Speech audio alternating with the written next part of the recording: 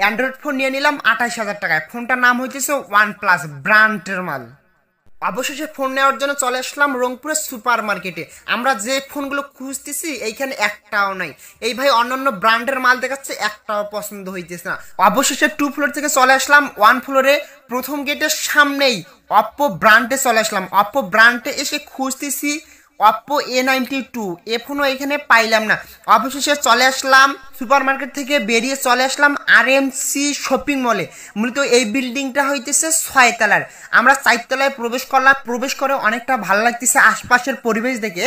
মূলত এখনো তো বলাই হয়নি আমরা যে ব্র্যান্ডের মালগুলো খুঁজতেছি। মূলত ব্র্যান্ড হইতেছে Samsung Galaxy A22, Samsung Galaxy A25।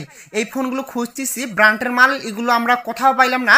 অবশেষে RMC এখানেও পাইলাম না। পরে একটা ফোন খুঁজলাম অপ্পো A92, মার্কেট প্রাইস 26,000 টাকা। অবশেষে কোনো ফোনে পাইলাম না।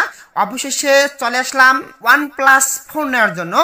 মূলত 28,000 টাকা মার্কেট প্রাইস। অবশেষে এই ফোনটি আমাদের চয়েস হয়ে গেল, এই ফোনটি নিয়ে নিলাম।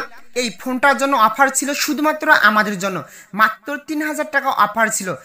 শেষ মেশে 28,000 টাকা দিয়ে না কিনে আমরা কিনলাম 25,000 টাকা দিয়ে ফোনটা।